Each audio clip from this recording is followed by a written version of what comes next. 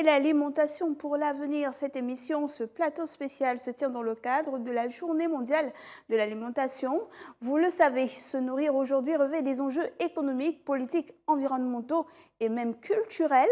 La situation mondiale de l'alimentation est très contrastée. D'un côté, suralimentation pour près de 2 milliards de personnes. De l'autre, faim continuelle pour environ une personne sur 8 dans les pays en développement et pour une petite fraction de la population des pays développés, soit plus de 800 millions de personnes à travers le monde.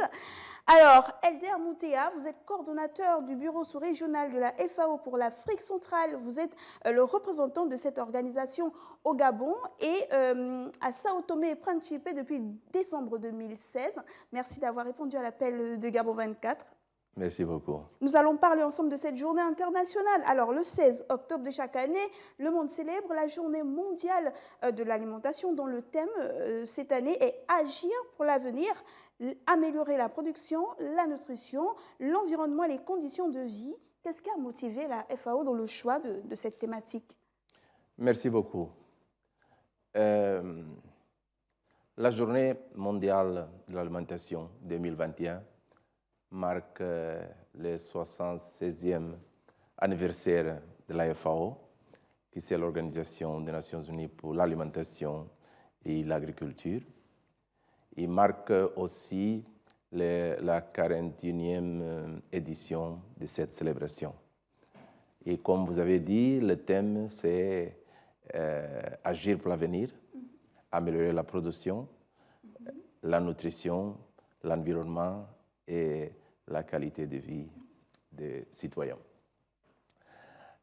Nous savons que environ 811 millions de personnes souffrent de la faim dans le monde, dont 250 millions en Afrique.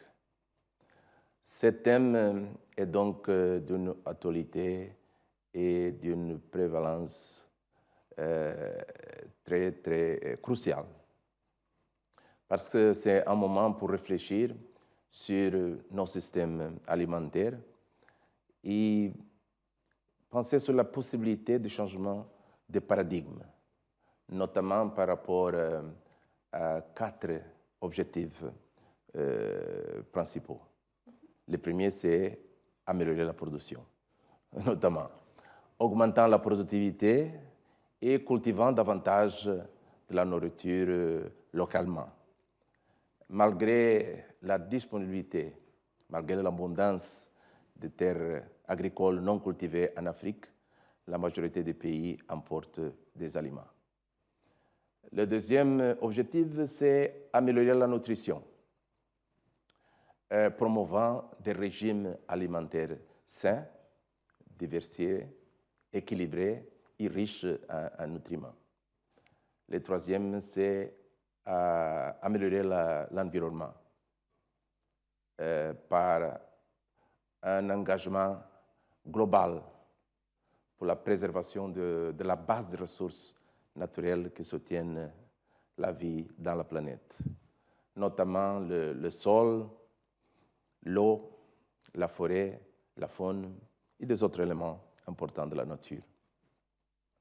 Le quatrième, c'est améliorer les conditions de vie, notamment des personnes plus vulnérables, en promouvant un monde plus juste, plus sain, plus durable et sans gaspillage de la nourriture, ce qui se passe aujourd'hui. Le thème aussi nous amène à réfléchir sur l'importance du système agroalimentaire.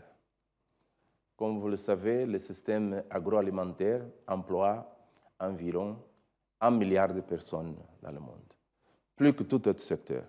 Un pourvoyeur d'emploi, effectivement. Oui, c'est vrai. Dans la production, transformation, plusieurs activités, plusieurs métiers. Mais même les personnes qui ne travaillent pas directement dans le secteur agroalimentaire, ils participent dans le système agroalimentaire en tant que consommateurs. Et leurs choix ont un impact dans l'équilibre alimentaire mondial. Et c'est ça qui nous a amené à à promouvoir ces débats par rapport à notre avenir. Donc très bien, je ne vous apprends rien. Vous savez que la planète traverse depuis bientôt 2 ans une situation sanitaire assez particulière. La célébration de cette année se tient encore dans un contexte global marqué par la Covid-19. Quel est l'impact aujourd'hui de ce virus-là, de cette pandémie-là sur les systèmes alimentaires en Afrique centrale en général et au Gabon en particulier? Oui, c'est vrai. Pour la deuxième fois, on célèbre la Journée mondiale de l'alimentation dans un contexte de la pandémie du Covid-19. Et cette pandémie affecte non seulement la santé des personnes, il perturbe aussi les systèmes agroalimentaires et il a déclenché quand même une récession économique mondiale. La pandémie a aussi provoqué une réduction considérable des moyens d'existence des ménages, augmentant l'insécurité alimentaire et les inégalités. C'est pour ça que ce sujet est vraiment très important pour qu'on puisse regarder cette situation-là. Et par rapport au commerce alimentaire,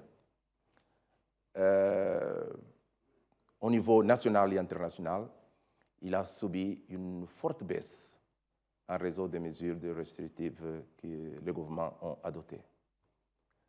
Et en Afrique centrale, le commerce alimentaire a été particulièrement touché. Les chaînes d'approvisionnement ont été perturbées fortement. C'est ça. Avec l'augmentation des prix des denrées alimentaires, et avec aussi la pénurie de certains produits. Et le Gabon a quand même subi cette situation très difficile. Et le problème, c'est que dans la sous-région, le système alimentaire continue perturbé et les niveaux de précarité urbaine et rurale ont augmenté. D'accord. Et puis, il y a des chiffres.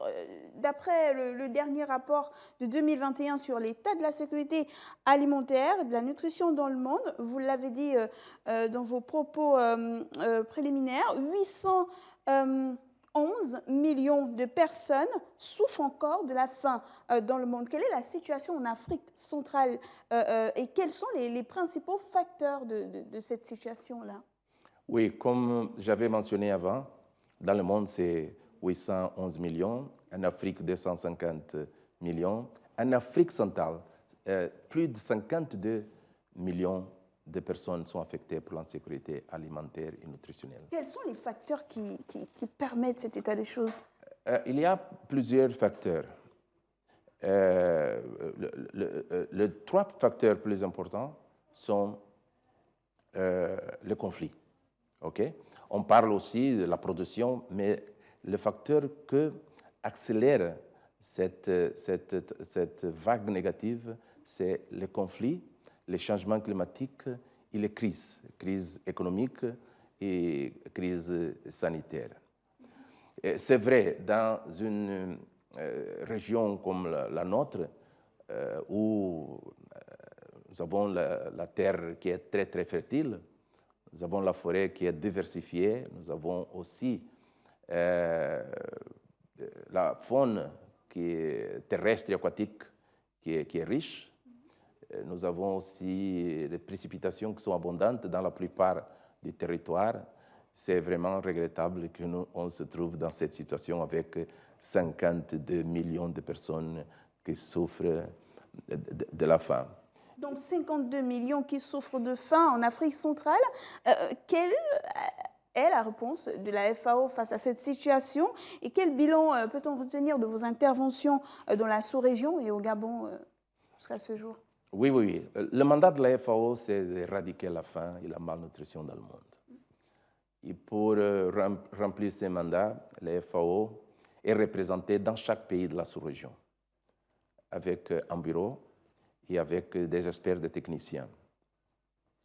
Et nous avons un portfolio de 151 projets et avec un budget de 180 millions de dollars américains dans plusieurs branches du système agroalimentaire. On parle de l'agriculture, élevage, nutrition, irrigation, politique agricole, résilience, un peu de tout.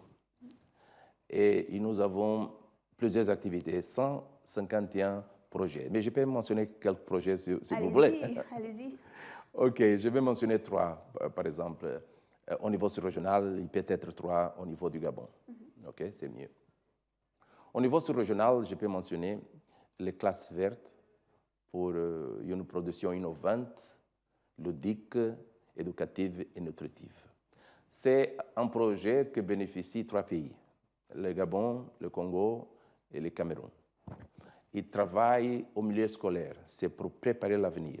On travaille avec la jeunesse, les étudiants, c'est de leur montrer comment produire et valoriser l'agriculture. Et pour l'instant, on a formé 6400 acteurs dans le système, entre enseignants, étudiants, des gens qui travaillent dans l'éducation. C'est un projet conjoint, non seulement avec le ministère des ministères de l'Agriculture, mais éducation et santé. Je peux mentionner aussi une autre initiative sous-régionale qui s'appelle Une seule santé, pour valoriser la santé non seulement des personnes, mais la santé des animaux, la santé de l'environnement. Les 3 éléments sont importants et l'équilibre doit être trouvé pour éviter des pandémies et des maladies. Parce que les 3 sont intimement liés aussi. Oui, c'est ça. Et je peux mentionner aussi au niveau sous-régional un projet qui s'appelle Agriculture urbaine et préurbaine, qui a bénéficié quasiment tous les pays de la sous-région avec la production maraîchère, la production de fruits et légumes. C'est une initiative qui a un grand impact dans la sous-région. Mais au niveau de l'élaboration des politiques et des priorités aussi, je peux citer aussi la mise en œuvre d'un réseau d'alliances parlementaires pour la sécurité alimentaire et nutritionnelle. Dans tous les pays de la sous-région, ça inclut le Gabon. L'alliance, c'est pour garantir qu'au niveau politique, les sujets liés au système alimentaire soient bien adressés, même au niveau parlementaire, parce que c'est eux qui approuvent la législation. Très bien. Maintenant, au niveau du Gabon, je peux citer aussi 3 exemples. Au niveau du Gabon, je vais commencer pour le projet Recensement général de l'agriculture, RGA. C'est un projet c'est une initiative du gouvernement avec l'appui financier de la Banque mondiale et l'appui technique de la FAO. Avec cette initiative, ce qu'on va voir, ce sont des statistiques solides, mises à jour, fiables, pour la planification et l'élaboration des politiques. Et pour tous les acteurs, non seulement le gouvernement, les organisations internationales, mais aussi les acteurs, les ONG, les associations, les coopératives, même le secteur privé peuvent bénéficier de ces données pour savoir quels sont les éléments qu'il faut prendre compte dans la planification des activités dans ces secteurs.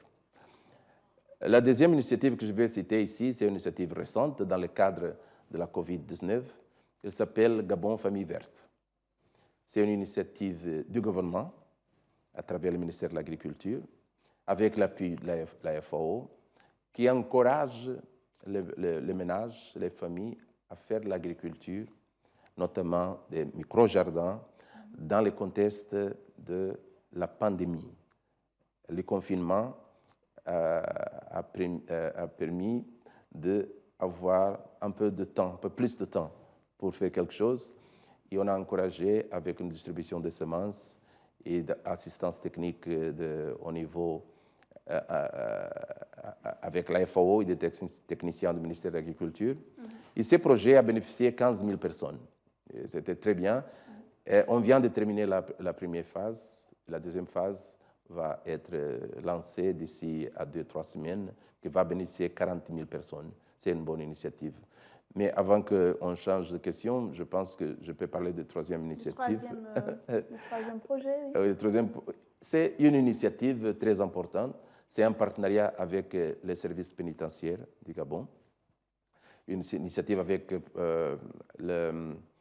la prison d'Oyem, la prison centrale d'Oyem, on travaille avec les détenus pour les apprendre des techniques agricoles. Pour l'instant, la production se fait dans une surface de 40 hectares, production maraîchère aussi et production de fruits, mais notamment manioc et banane. Et ça se passe très bien et ça permet d'améliorer l'alimentation des détenus et l'intégration des détenus après purger leur peine. Ils vont avoir au moins un métier pour l'intégration dans la société. Voilà quelques initiatives de la FAO en cette période de crise sanitaire. Et puis on sait qu'il y a eu un sommet mondial sur les systèmes alimentaires qui s'est tenu en septembre dernier, donc 2021, à l'initiative du secrétaire général des Nations Unies. Pourquoi avoir tenu un tel sommet et quel rôle la FAO a-t-elle joué aux côtés des États membres? Oui, le sommet a été organisé, c'est une initiative du secrétaire général des Nations Unies, M. Antonio Guterres. Et l'idée, c'était d'avoir une occasion pour réfléchir sur la façon que nous produisons, que nous consommons et malheureusement gaspillons l'alimentation. C'était un moment pour avoir des contributions des pays. Et la note la plus importante par rapport au sommet, c'est que le Gabon a été très bien représenté. Madame le Premier ministre a fait un discours très clair, objectif, avec un chemin très clair que le Gabon va suivre pour résoudre les problèmes de sécurité alimentaire dans le pays. Le plus important, c'est que le discours de Madame le Premier ministre, c'est le résultat d'une consultation organisée notamment par le gouvernement, le ministère de l'Agriculture, avec plusieurs acteurs. Producteurs, transformateurs, les gens qui travaillent dans le commerce, les enseignants, les médecins, les professionnels des agences internationales de développement.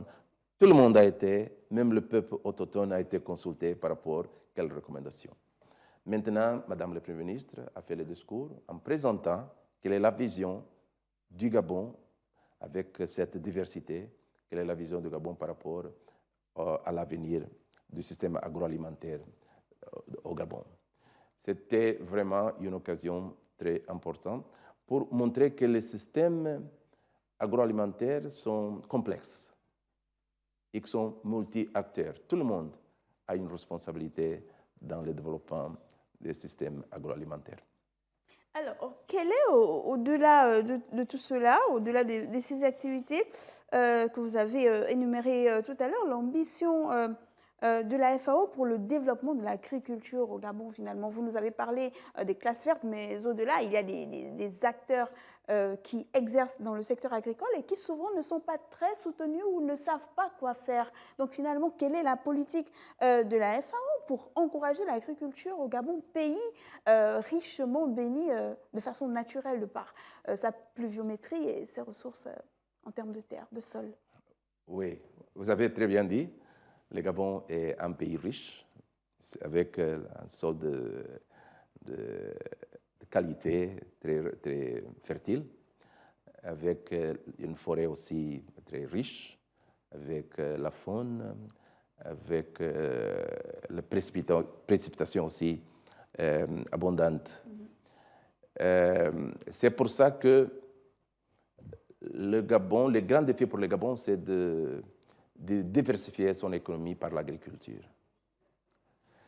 Et dans le cadre du plan stratégique Gabon émergent et la patte de ces plans d'accélération et de transformation, la FAO, en collaboration sur le leadership du gouvernement, on est en train d'élaborer un plan pour garantir, parce qu'il y a 4 éléments qui sont fondamentaux pour l'avenir de l'agriculture. C'est vrai qu'on a beaucoup de projets qui sont en cours au Gabon, mais il faut avoir une vision très claire. Il y a 4 éléments qui sont fondamentaux. Le premier, c'est l'accès aux ressources naturelles. Le problème accès à la terre, le foncier, c'est fondamental. Il faut régler ce sujet-là, ici au Gabon. Le problème, l'accès aux foncières. Et le problème, l'accès à l'eau.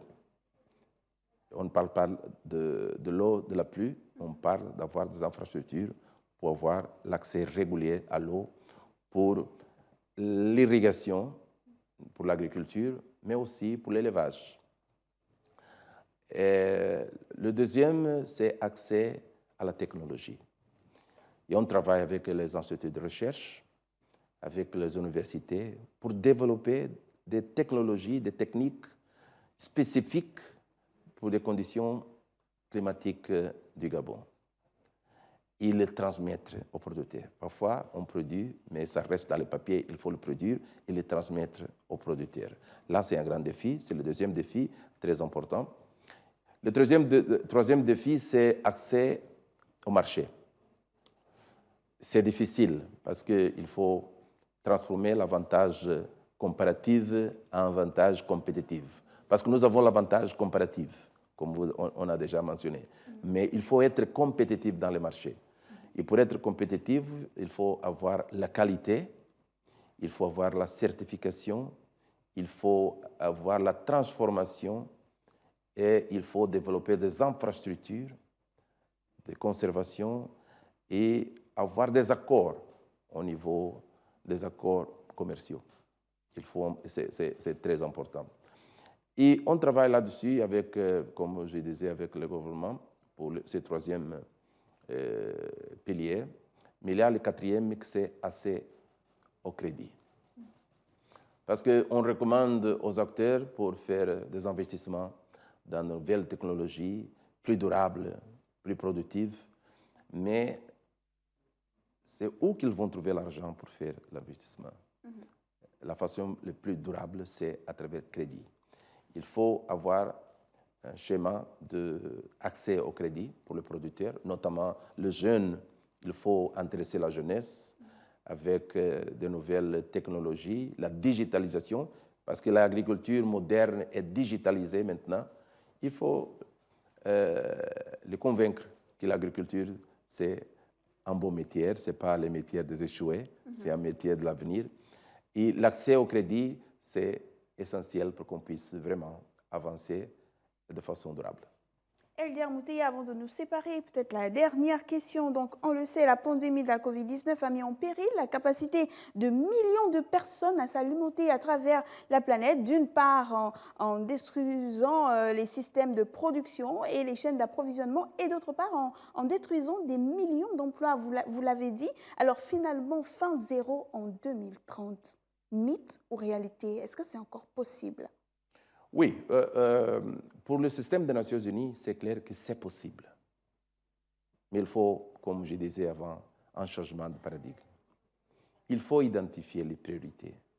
Il faut que le gouvernement travaille en collaboration avec tous les acteurs privés, les partenaires internationaux de développement et tout le monde pour se concentrer, bien identifier les priorités et investir. Le programme détaillé pour le développement de l'agriculture en Afrique a identifié quelques objectifs très importants. Et un des objectifs, c'est qu'il faut investir au moins 10% du budget national dans l'agriculture. Et c'est dur, c'est difficile. C'est difficile. On sait que ce n'est pas facile. C'est pour ça qu'on a créé un réseau des alliances parlementaires pour qu'on puisse travailler au niveau de ce que font la politique dans les pays. Il faut avoir une politique claire par rapport à ça.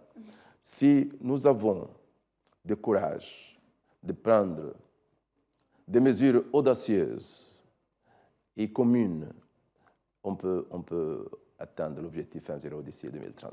C'est possible, c'est ça.